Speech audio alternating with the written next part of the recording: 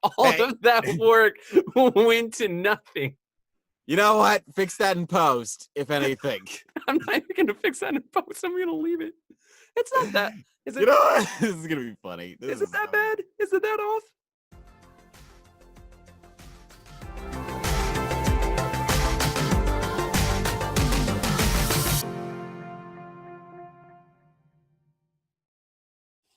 Welcome to another episode of Behind the Slate, where I sit down with fellow voice actors and other industry artists to have a fireside chat. My name is Christian O'Boyle. If you'd like to know more about me, please check out my website at christianoboyle.com. In this episode, I'll be talking with Bel Ruspae, an African-American Texas-based voice actor.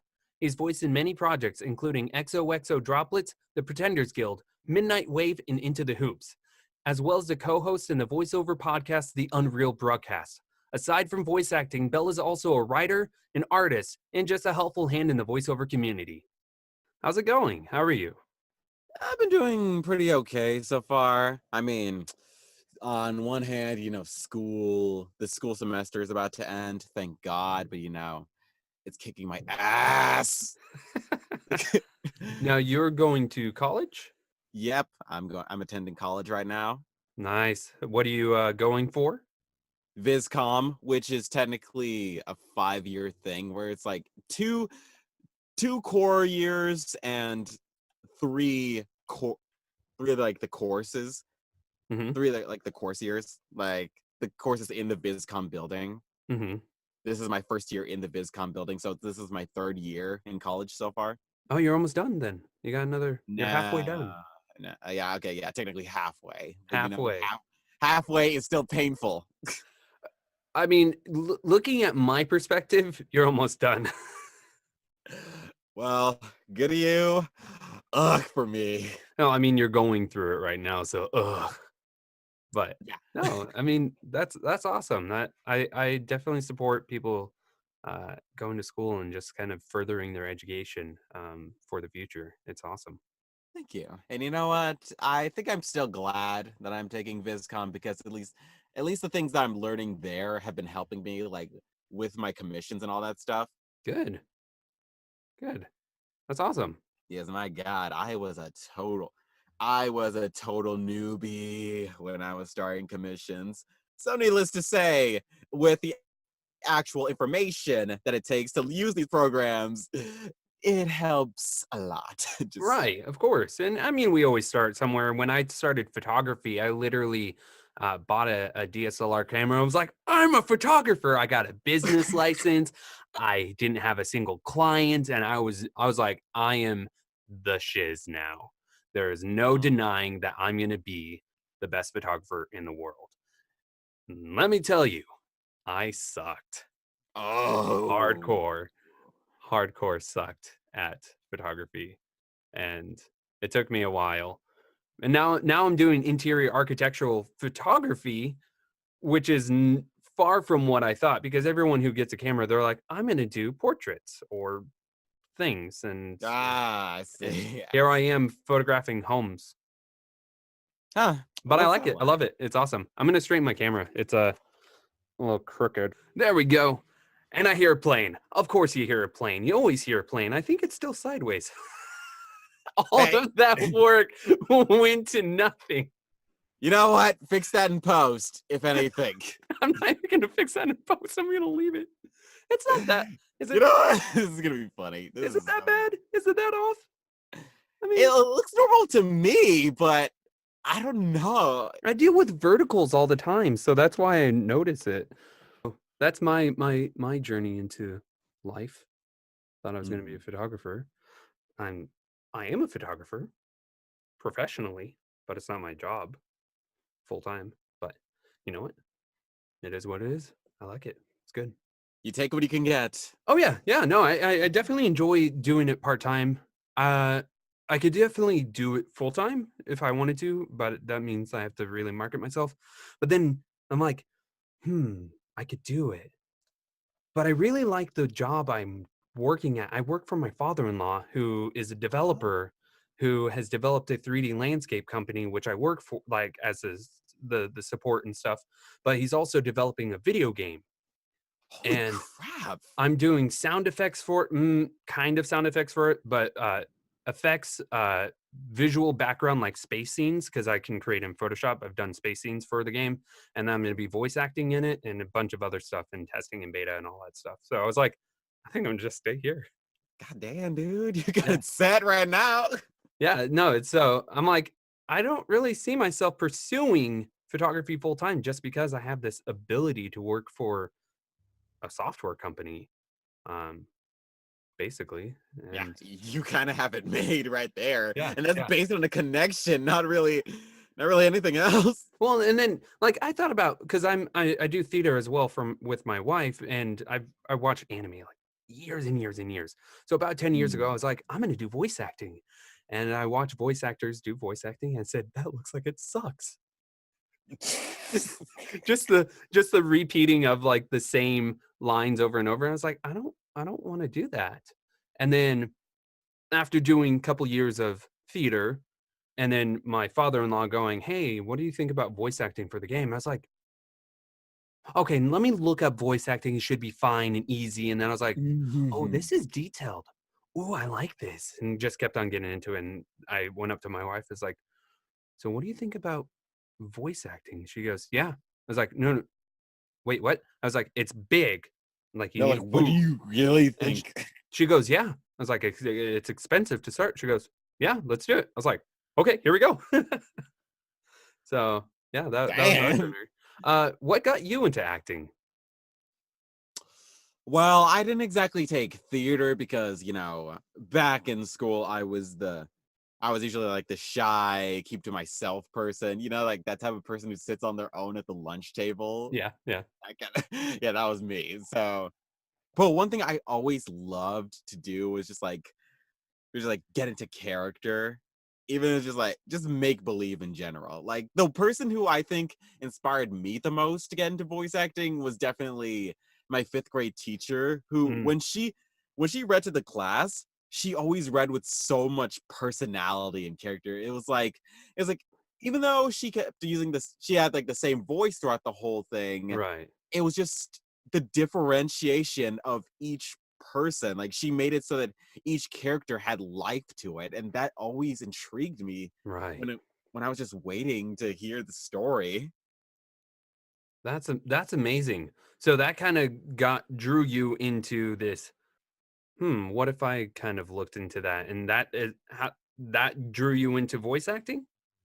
Somewhat. That got me into like the idea of being a character, but Right, what really got me into voice acting was like I think it was kind of accidental too, but I think it was when I was in middle school, definitely middle school, yeah, because that was when I first got my behindthevoiceactors.com account. right. Right. That was when I looked up voice actors, and you know what? I'm just gonna say it right now. Back then, I was a total Sonic the Hedgehog fan. And if you know Sonic the Hedgehog fans, one thing they get really anal about is voice acting. Right, right. Mm. And you So know what? I It was from this one Dreamcast, no pun intended. It was a dream voice cast. A dream voice cast I saw like on a list. And mhm, one of the things I noticed was like for Shadow the Hedgehog, like they wrote a different name for the voice actor. Like they wrote Johnny Young Bosch, and when I looked him up, I instantly fell in love with his work. Like I absolutely adored the guy. Johnny Young Bosch was officially from that day my favorite voice actor. well, okay, wow. Yeah, he voiced like most of the coolest characters that I grew up with, like Ichigo from Bleach, Lelouch from Code Geass, like Mhm. Sasori from Naruto Shippuden, like all those amazing characters. And it was like, dude, this guy's voice is legendary. And so I didn't pursue voice acting at the time, but I became very interested to the point where it was like I paid attention to like the names and the stuff that went on there. Right, right. So, with that in mind, how long have you been voice acting? I started voice acting after I turned 18 and graduated from high school, so Mhm. like since 2016. Okay. Yeah, that's awesome though. And you've kind of developed the community and being able to be a part of the community for about 2 years now. And I see that I mean, almost every day or at least multiple times a week, I get a message from you with multiple casting calls. And I assume you're sharing that with everyone in the community. What drives you to share these projects and just be this helpful hand? You know what? When I first started voice acting, I had literally no idea what I was doing. This Hmm. was like back then when voice acting boards, wait, what was it called? Voice Acting Alliance, I Mm, think. right. When that was still around. And you know what, from the projects that I saw from that website, I didn't really trust some of the things that they had going on there. Hmm. It wasn't until like Casting Call Club and voice acting boards got introduced to me where I really like understood, okay, so there are some specific websites dedicated to sharing voiceover and casting call projects. Hmm. And so this makes it really helpful if I want to, audition more and more for more promising projects. But Right. as time went on, I had to think to myself, you know what? If I want to get better, I need to improve my acting. So like as time went on, I got some acting lessons, and Right. as time also went on, so that's when I upgraded to my AKG C214. My previous microphone was the Bumblebee microphone desktop, which it was still good, but XLR microphones for the win Oh, there. definitely, definitely. But I, what got me into sharing casting calls, I just felt like it was really interesting. One day I just felt like it was really interesting. Like, what if someone else got to see this too? Like, it just felt like this looks so cool, but mhm. I wanted to like share it with other people, like, see, like, because sometimes something really cool is more fun if shared around with everyone else. It's kind of that thing where Right. it's like you see something fascinating and you just want to tell everyone about it. And I think the first person who I shared a casting call with and they ended up getting the role was Elsie Lovelock, Mm-hmm. who got like this major, like this goddess character in the video game Infinite Adventures. Hmm. Hmm. And then from that point on, that's what encouraged me to keep on, sharing it with as many people as possible. But, Twitter back in the day, it wasn't exactly very helpful because back then I had to like tag individual people as best as I Right. could. So, yeah, Right. this was before like the ability to DM people at will became a thing. Mm-hmm. Like, So, you need to know, you need to know, you need, I yeah, it's like forgot someone. you. But then it's like this kind of caused trouble for me because some people didn't like that. Oh, And understandable. Like, not right. everyone wants to be like. Not everyone wants to be like posted a casting call each time over and over, especially if they don't usually audition or have the time to audition. I have Right. several friends who do fall in that category, and I can respect their boundaries for that. But for those of the people who actually like getting casting calls shared to them, Hmm. I try making it a bit more, what's the word, discreet or easier to share it, because Right. I think the easiest way back then when I started was with Skype. Mm-hmm. Yeah, with Skype, at least like in Skype groups. But Right. Right. Right. with the track record of Skype, I didn't really think that didn't exactly go too well, especially Hmm. with past experiences with certain people on Skype. Yeah, I'll just keep those on the down low. But long story short, yeah, some groups did not pan out well, yeah, and if anything, moving to Discord was the best thing that could ever happen. Yeah, Discord seems very well organized. I love the server breakdown and stuff like that. Still new to it, so but I like the way it shifts and stuff. So then you also do the Unreal broadcast, where you talk about random stuff, but then you also share these casting calls and you talk about these projects. Um, so you're doing all of this stuff. Now, for anyone who doesn't know about the Unreal broadcast, can you kind of tell people about it? Tell the listeners? Oh, sure thing. Well, I think the person who deserves the most credit for the Unreal broadcast definitely has to go to Tony. Hmm. Tony Honorific, who is the person who does the editing, does the editing, assembles the meetings on Discord, all that stuff, all that good jazz.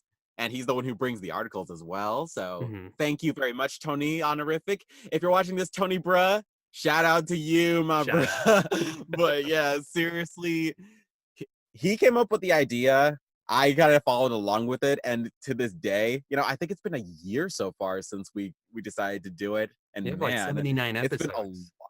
oh my god, right? It's been Yeah, a lot of fun. Yeah, you that's a know what? lot. I have to thank Tony for like some of the greatest fun I've had in the voiceover industry. That's amazing.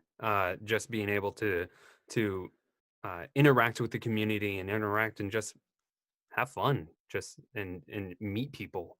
I think is amazing, and that's kind of why I started behind the slate is to meet you, to meet Tony, to meet so many other people who I can't even list because there's just a long list of people. I'm like, I want to talk to you, and it just keeps on growing.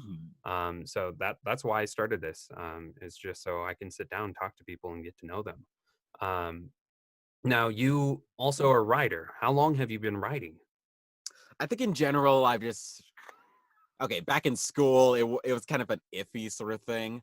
Mhm, Like I think it's around high school where I actually started getting better and better at it. mhm. And the thing is, I really liked writing, and I liked writing in high school. Like I was one of the top students when it came to writing in my classes, Mhm, mhm. and it really helped that I paid attention to how English is structured. In fact, if you've ever been in a group with me before, you would know that I am very picky with English. Like if you make a mistake, I will roast you. I will Do it. roast you Do it. That's alive. amazing. If you, like, there are typos out there that just make me cringe. Mm. And you know what? That's the perfect mindset when it comes to writing English because here's the thing. I hate making grammatical errors. I do it I all the really time. do. I really do. Which is why I'm grateful that some of the people who have hired me, like, they also correct me when I make a mistake because they ask, like, is this really how it's supposed to be? And then I read it over again. And that's what really just makes my brain tick a second time because I might miss it the first time, but the second time, no, you're not escaping me, typo. Don't miss those commas. Oh heck no. Commas make a big difference. Commas are a death sentence in a Yeah. sentence. Oh, that's amazing. So you've been writing since high school, where I mean, obviously, schools you have to write, but I'm assuming you really found the inspiration and you just wanted to continue writing and just found the interest in it. So how long have you been writing for demos? Hmm. I think I started writing for demos around let's see. I believe it was like last year. Mhm. That was when I had like my last job, my first job at a Macy's. God, I loved working at Macy's. Anyway, anyways, right. That was like around Christmas time when I was starting doing it. Mhm. And I think that was like around the time when like I did a lot of them to, build up a portfolio. Of course. And then when it came to a certain time, like on top of my job, like there's doing demo work and my work. Like that was when I started to have to charge it as well because, Yeah. work kind of had a lot of work kind of took a lot of time out of my day. So Mhm. if I had to really concentrate on writing, then, hopefully having to be compensated for it would kind of fuel the motivation. Like Of I know course. that might seem selfish. No, no. At least personally, that felt a bit selfish because in fact I even undercharged myself a bit. Like that's what several of my friends were saying. It's like I was kind of like underselling myself. Mhm. Well, I think that's what a lot of new um, freelancers and stuff like that. They're like, I don't feel like I should be charging. I don't feel like I'm worth someone to pay me $200 or more, whatever the job is, and you kind of get in this rut of being stuck. And yeah, it's once you get paid that project, and you're like, I can do this. People are paying me for this. This is amazing. But that's awesome. So, do you feel that when you write demo scripts, does it kind of help fuel your creativity and kind of make you continue uh, thinking of other ideas, other possibilities, and stuff like that. Absolutely, yeah. Like when writing for a demo, it's all a matter of just creating a scene, not just actually, creating a world. Mm-hmm. Because it's not just writing for a character doing an action. That's kind of what it felt like doing it the first time. Mm-hmm. But as time went on, and as I was learning from several of my friends who are who I will admit are way more professional at their jobs than me, like they gave me some good tips that really helped with the writing process. Like Mm-hmm. for example, everything, like even if it's just like one character line or two, like it still needs a beginning, middle, or end. Like you have to explain what they're doing. Right. They have to explain what they're doing.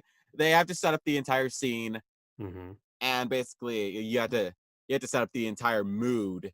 And one important thing I learned from a client I've worked with who does voice direction and stuff, Mm-hmm. she explained that one question I have to ask my clients is, what is a voice or a character that you want to be hired for, that you can do well and that you want to be hired for it? Right. Right. And that's what got me way more into the mindset than what I was doing like at the very beginning. Mm-hmm. Because now that I know, not only do I take how they sound, because that's what I was working off at first, like Mm-hmm. the possibilities of their range, but also what they want to do with the characters, and like what type of field they want to work in Right. voiceover. Just mold that into a script and Mm-hmm. make it work. So, do you feel that with all this creativity, creating these worlds, creating these backstories to the vocal ranges of your client, do you feel that overall it has even helped you with your own acting? If anything, it really made me feel much more confident in my writing, because so one of your previous guests, Tony, so he and I are working on a video game demo for myself. Mm-hmm. Mm-hmm. And yes, I love the stuff that he wrote for me. But one thing I felt grateful for was that it gave me a little time to consider my own vocal range. And it Mm-hmm. gave me the chance to just write a few things for myself, if possible. Mm-hmm. And I actually felt like these would work, because the first few times I tried making a voice demo, I had no confidence in myself. I had no confidence in my writing Right. whatsoever, which is why like when it was time to actually make a real character demo, I Mm-hmm. had to commission someone else to help me produce it instead of writing it and doing it on my own. Yeah, I feel that in general, sometimes creating something for yourself, um, you can't visualize it as much, and so when someone comes at an outside perspective to hear you, and truly they can hear what you sound like versus what you think you sound like, um, then they can really help mold you to have that ability, um, to create that. So that's awesome. Absolutely. And you know what? When I was working with Tony, it was through him that I really felt my greatest surge of creativity, because like seeing the work process of someone else who produces demos Hmm. just like help me, guide me, direct me, like it inspired me to also like want to do better with this demo. Like the stuff that he gave and wrote for me, like it Hmm. was all great, and his direction was also great too. Hmm. But there were some things that I felt like, you know what I have right now is amazing, Hmm. but I feel like I didn't think I could do better. I thought I could add something to what he offered me. Right. It's because personally, a script is only as good as the writer, because an Hmm. act because the actor, like you Right. can have really crap dialogue, but an amazing actor who just makes that work really well, because the Hmm. actor's performance has to save everything Right. altogether. And vice versa. You can have amazing writing and not a great actor. So, but that's amazing that you collaborated to create this story, this script to further create your world, what you want to provide as a service. Absolutely. And through him, I pretty much got a little bit more confident in trying to do accents, because accents admittedly are a serious weakness on my end. I got a bit more confidence in looking through what I learned in high school. In high school, I took a few classes in French. Mm-hmm. And so one quick tip I picked up like when doing French class is that to really get into like the French accent, it helps speaking some French first Mm-hmm. and then Tu parles speaking. français? Ooh, oui, Ah, oui, oui. monsieur. Yeah, un peu. Bonjour. Je m'appelle Bel Ruspae. Ah, What? je m'appelle Christian. Ooh, très bien. Ah, très, oui. Très bien, Christian. That was marvelous. Marvelous. No, I can't even do a French accent, and yet I know some words in French. It is a pleasure to finally meet you, Monsieur Chéri. Mon chéri. Ah, Mon oui. chéri. Monsieur Chéri. No, but I'm not confident in my dialects and accents, and maybe it's just because when I start something, I always like fade into something else, and I'm in a different dialect altogether. It's like I'll go from European to Australian to Southern. It's like I'm done tossing the hat. Oh my god, I think I've done that before. Like I have been in a situation where I've just tried speaking full English and if something doesn't click in my head, it just slips into like this weird accent that I don't even know I'm doing. I'm creating my own accent. Dang it! It's like right here, this town ain't big enough for the two of us. Like, when I get southern, when did That's I get southern? that's amazing. So you've done writing, and then you also create banners. You create digital art. How where did that develop from? Hmm. At first, so a friend of mine, his name is Tim Lewis. He's an amazing guy. It's because of him I got access to Clip Studio Paint, which is an Mm-hmm. amazing program, by the way. Mm-hmm. And for the most part, I thought I would only use that for just drawing and stuff. Mm-hmm. But as time went on, I just experimented with the idea of creating banners and stuff. Mm-hmm. And of course, just like voice demo scripts, it was just first few were for friends, of Mm-hmm. course. In fact, this is kind of a thing I do. I do oftentimes. It's just like sometimes I just create a banner out of nowhere just for like a friend or just for an actor that I really admire. Right. Like for example, did you see the banner I made for Aaron Dismuke on Twitter? I probably saw it, but I can't think of which one it was or the actor. I don't think I am following them. The OG Alphonse Elric. Oh, yes, I did see that. I did. Yes. Yeah, he didn't commission me or anything like that. I just did that. I just did that for fun. Like, Mm-hmm. and you That's know what? amazing. Like he really enjoyed it. So yeah, I gave him permission to just use that whenever he wanted, and he's using it right now. In fact, I made a Facebook version of that too. Wait, that's a way of marketing as well, because this big name is now using your banner, and people are like, "Where'd you get that banner from?" Oh, well, this guy Bell made it for me. You can find him here, and then people will hopefully commission you. Uh, Ooh, absolutely. Yeah. it's a good form of marketing and networking. That's awesome. So, why do you feel a good banner can represent the artist? Right. So with my banners, I like to imagine that I'm making them in a style that just screams out, oh, this is this actor or this Mm-hmm. actress. This is something that's specifically the style of the person who is hiring me or who I'm Mm-hmm. making this in honor of. Like sometimes I make a banner that's like dedicated, that's kind of in the design similar to like their name or something synonymous to the colors that they enjoy. Mm-hmm. It takes something personal and just really and just like makes into something both professional Mm-hmm. and something that they can personally enjoy. Like for example, my friend Reese Bridger, who Mm-hmm. commissioned me like a while ago to make a banner for him. Right. So That's I chose awesome. the colors and the design of the flag, as well as like the layout. Right. the layout for like how the characters will be spread Hmm. to be something that would be a little bit personal to him. Right.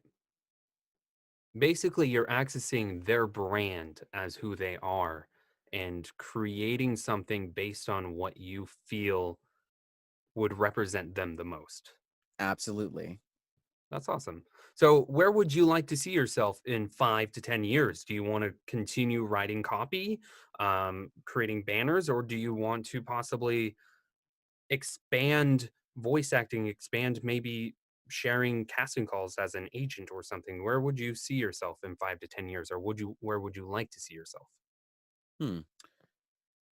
5 to 10 years. Well, first of all, I'd be out of college, thank Yeah. God. Second of all,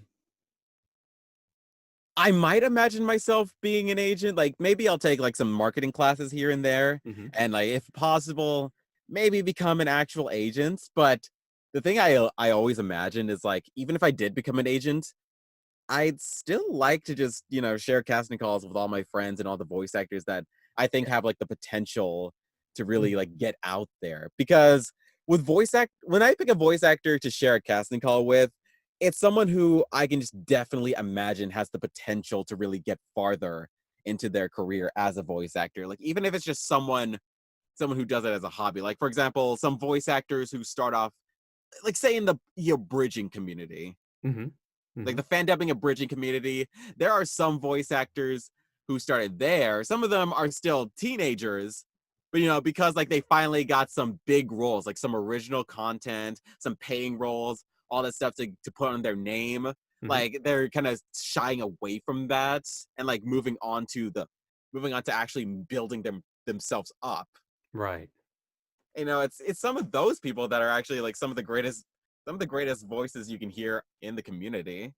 Yeah. Quinn O'Quinn, for example. Quinn O'Quinn is amazing. I watched his recent his demo showing all his different voices. I was like, man, that kid has some good, good voice. It's a very good voice. I'm excited to see like where he goes in the future. I'm excited to see where everyone goes. A lot of these people who, especially, who are definitely wanting to pursue it, whether it's full time or whether it's as a part time, semi professional, I would say.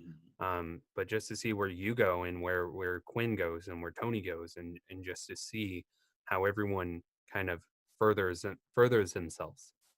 So, Absolutely. And you know what? Christian, you reminded me of something. hmm, All those voice actors who kind of like pioneered the whole fan mhm, dubbing, abridging, covers, all mhm, that stuff. Like they're the OG ones, like Amanda Lee, Team Four Star, Carver mhm, Fur, like all those amazing people. It's funny to imagine like 10 years their time, currently to now, they're the ones who are pretty much like at the top. They're the mhm. ones like helping guiding the voiceover industry and all that stuff. Right. Yeah, I guess it's like Kira Buckland. Like back then, she was known as Rena Chan. I loved everything about Rena Chan back then. Oh my god! Hmm. Like back then, Newgrounds, Hmm. Newgrounds was life. But anyways, she started off just living in Alaska, just going to school over there. She's like one of the pioneers of indie voiceover, Yeah. and that's Yeah. kind of like what started like multiple people around the world now just coming together, just achieving their goals, just getting more professional. And like Mhm. now, like so many voice actors today, like they're actually making their dreams come true. They're moving to the places that can make their dreams possible. Like I know several people who are moving from their home states to Mhm. go over here Mhm. in Texas, California, like Canada, like Mhm. wherever, as long as it makes it possible to make their dreams of becoming a voice actor possible. Right. Right. I'm here in Seattle, so I'm like, I'm hoping I can make something out of Seattle. Dude, you're like a state away from California, I think. Yeah, I mean, you skip over Oregon, I'm right in California, but it's a huge difference and things like that. And I definitely at least would not feel comfortable raising a child in LA, at least Oh, at the okay, moment. yeah. So that's why I'm That like, I'm gonna try to make Seattle work for now. for now, but if you were called over to California, would you take the role? I would We've definitely talked about that. I would probably, or we, depending on, because we're thinking about homeschooling Lily, Oh. we might like rent out an Airbnb um, for the project. So if the project was 3 months, 4 months long, we would still be in LA, just not living in LA for that project. Oh, okay. I So I see. and we've definitely looked at like Dallas and stuff like that, but yeah, there's lots of possibilities, but I mean, I'm not even a year into this, so I'm still just a newbie in this industry. Hey, that's fair. Lots of us are only like a year or two or like Mhm. three at most, like in this industry. And Right. so far, you know what? The industry's been fair to us. It's Hmm. been kind of fair to us. Hmm. Eh, I mean, I love Casting Call Club. I love the Discord and all the casting calls you share and stuff like that. It definitely gives the people the opportunity to audition and build that resume, so that way they can get agents, and then from agents they can do professional gigs mm-hmm. into commercials or whatever. So no, it's amazing just what we're able to accomplish with what's available. Oh man, you have no idea how right you are. So, what's a project that you're most excited about, or projects? XOXO droplets. Hmm. There You is and a I are both in the Pretenders Guild, Oh, absolutely. Yes, you are the voice of Male Ash. one of the male ashes, yes, And I'm and so you're excited to one hear of you in that my game. my guys, And I am the voice of Raphael. And Raphael. I'm yeah, excited everyone's too. biased. The very mysterious Raphael, or Phi. I call you Phi sometimes. Oh yeah, that's totally right. Everyone loves Phi. Fi. And then what else? We got Midnight Wave. We're both in Midnight Wave. Oh yeah, that's right. And That just ended its Kickstarter. admittedly, the Kickstarter didn't do well, It but they're didn't. talking to publishers. Oh. So hopefully, if that turns out well, Mhm. then the game will still get funded and it can be released on consoles and stuff. Ooh, that'd be That would amazing. be I thought it was just gonna be Steam, so I was excited hell nah. for something. That's the base goal. The main goal is getting on consoles like PS4, Switch, Xbox One. Oh my god, if that turns out well and I end up being in an Xbox One, PS4, Switch game, my Oh, life, I will just melt on the that floor. is one of my bucket lists right now. Right, I'm like, I don't amen. care what game it is. I just would love one of the games that I voice in, to be on console. Preach that I will die a happy man if I end up in a console game. I mean, well, hopefully, I hope it's a good console game because At this moment, again, I'm in a year into it. Any console game. Right now, I'm waiting for any game to even approach Steam. And none of the projects that I voiced in is even on Steam. So I mean, I'm ready for anything. Same here, man. You know what? There are some good projects out there that just pay lots, and Yeah, they're still not on console games. right. I Well, was gonna. I am potentially going to be voicing in for the game that my father-in-law is developing, um, Ooh, which is right now it's called Colony Siege, and ooh. that will be on Steam. The quality um, is leaning on AAA quality in terms of graphics and stuff like that. So we'll see. We'll see how it turns out. Dude, that's freaking legit. Yeah, Damn. but yeah, he's been developing it for he's into it 3 years now, and we Oh, probably have another close to a year before beta is even possible. So we're looking probably a year and a half before even it's released. But he's cranking it out. He's really wanting to. Right now, he's actually working on sound effects and kind of integrating that into the game. So it's dude, I am rooting for you guys all the way there. yeah. Yeah, and this is a passion project for him. It's not because he wants to make money. He's like, if it Oh. goes well, sweet. But if it doesn't, yeah. So, I wish more game developers kind of thought that way. mm-hmm, mm-hmm. You know, So, did you hear about like earlier, like a few weeks ago, I think, Fallout 76? yep, Yep. Yeah, we need less people like that and more people like your in-law dad. Yeah. Where can people go to find more about you and more about your work? Hmm. People can find me on Twitter at Rusape, Hmm. and on my website, BelShuberRusapeJr.com, which is also on my Twitter, by the way. Hmm. You got an email? And I'm kind of I have an email. Yes, thank you very much. You can contact me at bjrusape@gmail.com. Awesome. Thank you for being on the podcast with me. It's been a lot of fun. Oh my god, thank you for having me over. I was a bit nervous at first, but you know what? Getting to talk to you, man, this was a lot of fun. Yeah, it's been a lot of fun, and I always get nervous every time because I don't know what it's going to turn out with. Everyone's going to be different, but I'm hoping that I get the ability to meet everyone or a lot of people, and hopefully people will want to be on the podcast. Right now, I'm asking people, but maybe eventually people will be like, "Hey, I want to be a guest." Ooh, oh my god. I am so gonna be. You know what? If you accept requests, Yeah. if people say like can I be a part of the guest? Can I be a guest? Can I be a guest? Then I'll just let them know. Yes. Yes. Yes. Hey, thanks for listening to Behind the Slate with guest Bel Ruspae. If you liked the video, please subscribe to the channel and click the bell button to stay notified.